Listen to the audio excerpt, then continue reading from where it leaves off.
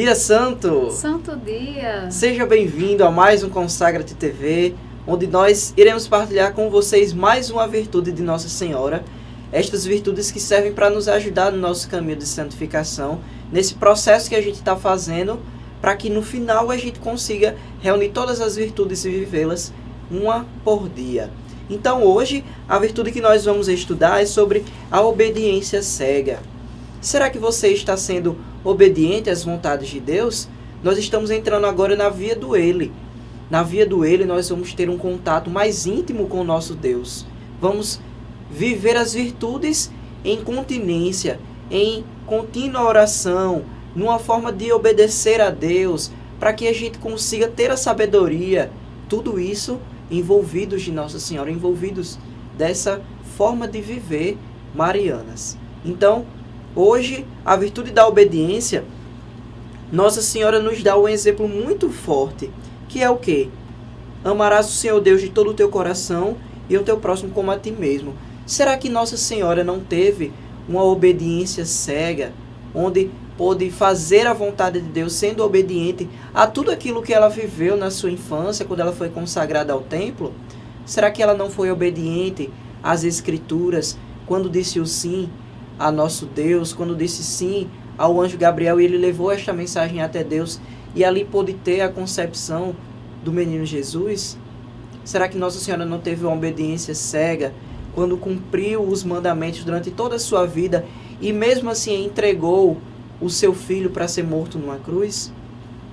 Nossa Senhora teve uma vida totalmente obediente, mas também ela praticou muitas coisas na sua vida. Natália, como é que na vida de Nossa Senhora ela pode agir com a virtude da obediência?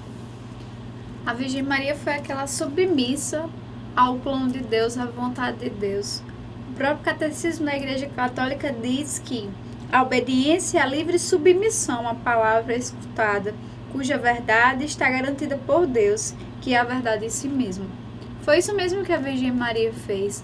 A Virgem Maria se submeteu, ela fez aquilo que era a vontade de Deus para ela.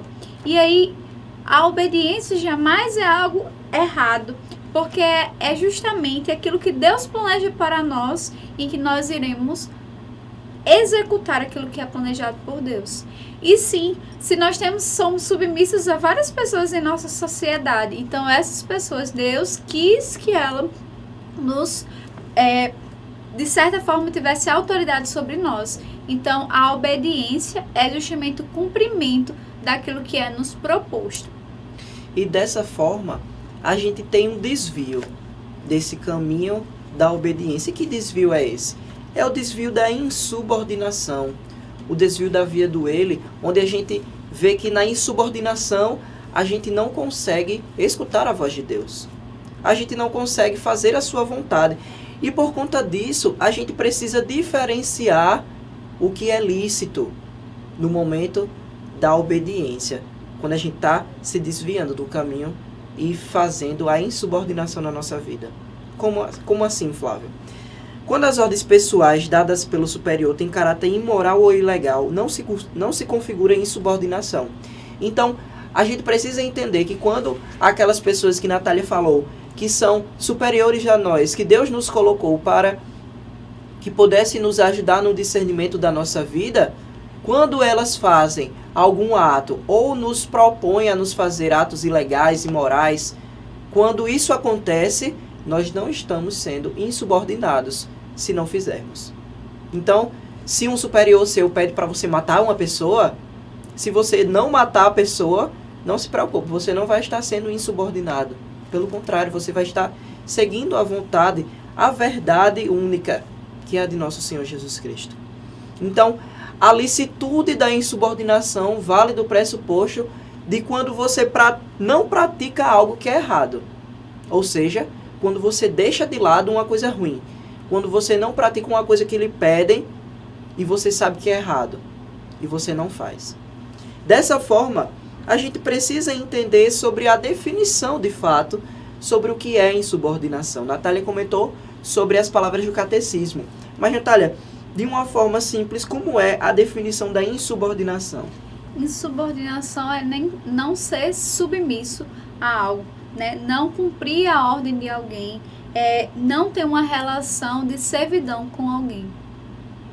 Então, dessa forma, a gente entende que a insubordinação parte de um superior. E quando a gente descumpre este mandamento, quando a gente descumpre uma ordem desse superior, a gente está sendo insubordinado. Então, a manifestação deste vício nos gera o princípio da rebelião e o inverso da submissão. Quando a gente pratica, vamos dizer, um montim, quando a gente faz uma revolta, quando a gente, não somente nós, mas incitamos outras pessoas a fazerem também, e a gente aglomera, a gente tumultua, a gente tá sendo insubordinado e levando outras pessoas também à insubordinação. Quando nós queremos que as outras pessoas olhem para nós e vejam o quanto nós somos rebeldes, o quanto nós não queremos agradar o coração de Deus, não queremos fazer a sua vontade, nós também estamos sendo insubordinados de uma forma mais extrema ainda, ou seja, levando os outros também a serem insubordinados. E a gente pode também lembrar dos vícios capitais, por exemplo, a ganância, quando a gente nunca está satisfeito com o que tem e sempre quer mais. Quando a gente é arrogante, acha que já sabe de tudo. Quando a gente é presunçoso, acha que sabe fazer tudo de melhor. Quando a gente é avarento, que quer tudo para si. Quando a gente é irado, quando suas metas não dão certo e a gente se revolta. Quando a gente é invejoso e deseja a posição que o outro ocupa. E quando a gente é teimoso e insiste em uma opinião. Então isso também é ser insubordinado. Mas também a gente sabe que o demônio coloca muitas vezes pensamentos na nossa cabeça que são de insubordinação, até porque foi ele mesmo quem começou este vício, ele foi insubordinado. Ele fez com que Adão e Eva pecassem pela insubordinação a Deus. Natália, quando fala de Adão e Eva, eu só lembro da maçã, porque sempre conta a historinha da maçã pra gente. Mas foi pelo comer o fruto que eles foram desobedientes e o demônio começou a dizer, né, coisas e palavras e pensamentos que levou Eva e Adão a pecarem. Exatamente. Por que você não pode comer isso, né? Quem lhe disse que você não pode isso, né? E aí esses pensamentos são muito recorrentes em nosso cotidiano, né? Alguém, por exemplo, dizer, quem como eu, se fosse eu faria isso não, eu faria outra coisa. Nunca aceito as ordens de um analfabeto. Muito comum, né? A gente ouvir isso num local de trabalho, uma universidade. Quem é você para ficar me mandando ordens, não é? Manda quem pode e quem tem dinheiro. Se você não tem dinheiro, se você não pode, pronto. Para que você está querendo que eu faça aquilo que você está mandando? Então é muito recorrente esse tipo de pensamentos em nossa sociedade, em que todo mundo quer mandar em todo mundo, né? Todo mundo quer ser superior a alguém, né? Parece que a outra pessoa é posse nossa, né? E aí a gente nunca consegue ser submisso. E a gente precisa entender que essa autoridade que algumas pessoas têm vem de Deus. A gente precisa entender, por exemplo, a autoridade de um pai e de uma mãe sobre um filho. Quando nos dias de hoje o que é que está existindo? É os filhos desobedecendo os pais, chamando palavrão, dizendo que não vai fazer o que os pais pedem, fazendo birra. E o que é que os pais fazem? Consentem.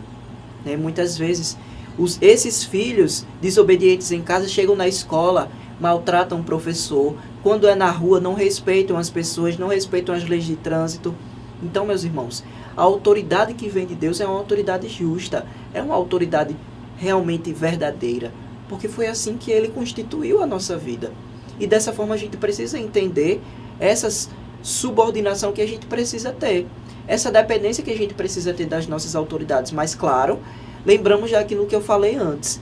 Se essas autoridades nos pedirem algo que é imoral, que é ilegal, nós não podemos obedecer. Nós precisamos obedecer acima de tudo as leis de Deus. Temos aí os 10 mandamentos. Não matarás.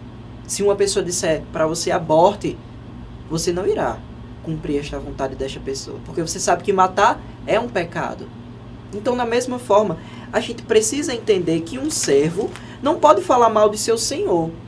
A gente sabe que muitas vezes as pessoas constituídas sobre nós erram, elas fazem coisas erradas, mas a gente precisa entender que a autoridade veio de Deus e a gente precisa ajudar aquelas pessoas que são constituídas para nós como autoridade. Eu preciso ajudar o meu pai, preciso ajudar a minha mãe, preciso ajudar o meu professor, porque eu sei que um dia eles podem errar. Então, que eu não seja desobediente, começando daí. Que eu não seja desobediente para que ele também consiga fazer com que a ordem estabeleça naquele lugar, naquela situação com você. Então, quando a gente precisa combater a insubordinação, é porque a gente precisa olhar para a gente e perceber que existem motivos na obediência para a gente viver. Nossa Senhora, ela foi obediente e nos ensinou muito sobre os motivos que nos devem combater a insubordinação, porque ela mostrou que o poderoso fez maravilhas dela quando ela foi obediente, né, Natália? Exatamente. Um maior motivo a se combater essa insubordinação é pensar: o que é mais fácil para mim? Fazer aquilo que me manda ou simplesmente agir como eu penso? Se eu agir como eu penso, eu estarei agindo por deliberação minha. Se eu errar, quem será culpado? Eu unicamente, né? Se eu errar porque alguém me pediu para que eu fizesse aquela coisa, me exigiu para que eu fizesse aquela coisa, eu estarei agindo por vontade de outro, não é verdade? Então, assim, eu estarei, consequentemente, às vezes fazendo bastante sacrifício, mas aquilo que eu errar não será somente erro meu, mas erro também do outro. Então, um motivo grande é que o erro nunca vai ser somente seu. E outro, esse não é somente o único motivo. O outro motivo é muito superior a esse. É o motivo de você fazer aquilo dali por sacrifício. Porque muitas vezes, quando nós estamos fazendo algo por obediência, não é sempre aquilo que a gente quer. Mas, muitas vezes é aquilo que a gente nunca, se fosse nós, fazendo sozinho aquilo dali, a gente não faria daquela forma. Então, o sacrifício em fazer algo da forma com que alguém nos manda é justamente o maior motivo para se fazer aquilo que Deus nos quer.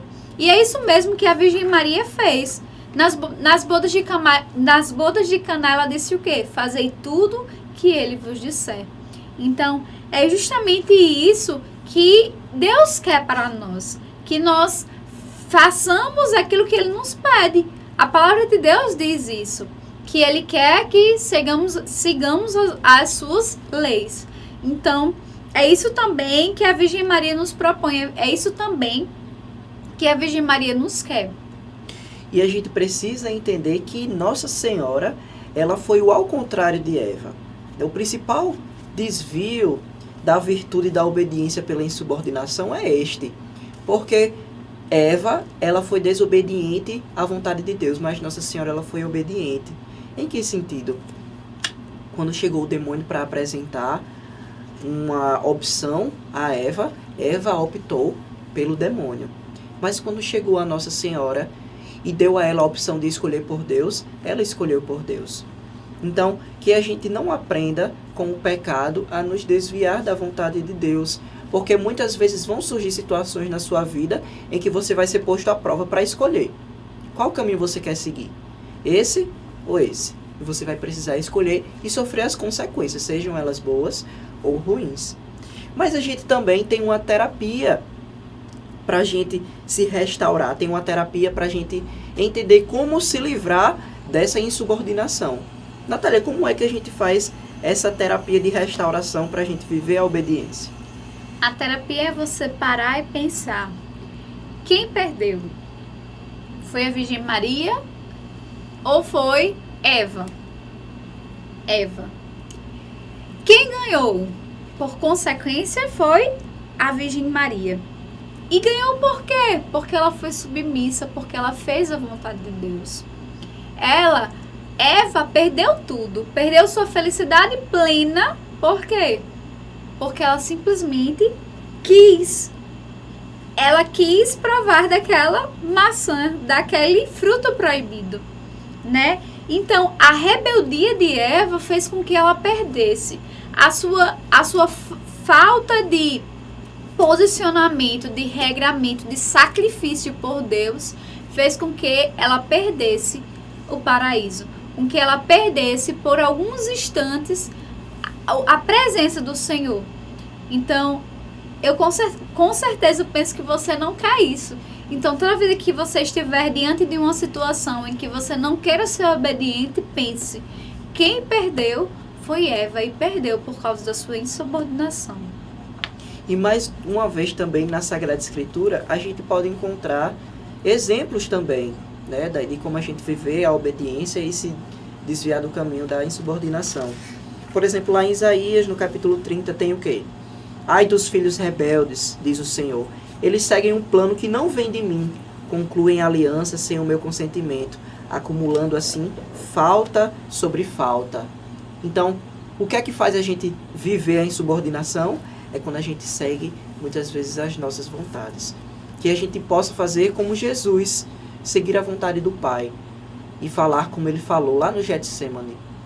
Se quiser que seja feita a tua vontade e não a minha. Então, meus irmãos, que através da oração a gente possa também chegar a ter esta obediência cega. Realmente colocar uma venda em nós e que Deus diga a nós, faça isso e a gente faça. Como verdadeiros escravos de amor, seguir os desígnios de Nossa Senhora, assim como fez Jacó, a exemplo de Rebeca. Então, quero que você acompanhe conosco a oração que vamos fazer agora, para rezarmos nos dias 3, 13 e 23, pedindo a oração de libertação. Anjos do céu, criados por Deus e para Ele, reconheço-vos como criaturas, que não cessais de glorificar a Deus e que também foram enviados à terra com a missão de proteger seus filhos. Sois servidores e mensageiros de Deus no seu projeto de salvação, seres espirituais e não corporais, que nos preservam dos ataques de Satanás. Vós que defendeste Jesus desde a infância, que o servistes no deserto e o reconfortastes na agonia, nas ocasiões perigosas, sede meus guias, meus protetores. Quero convosco fazer comunhão na obediência à palavra de Deus e aos ensinamentos da Santa Igreja. Que eu possa também dar assistência a outros consagrados em suas dificuldades, especialmente na vivência da escravidão de amor. Com toda a corte celeste e em especial com meu anjo da guarda, eu me coloco diante de vós, como vosso protegido, para vos pedir que acampeis aqui e me livreis dos males físicos, morais e espirituais. Acolhei a oração de libertação deste perseguido Filho de Deus, que precisa ser assistido e conduzido à vida eterna. Eu sou propriedade de Deus, livrai-me de toda a opressão. Neste momento você coloca a sua intenção pessoal de libertação.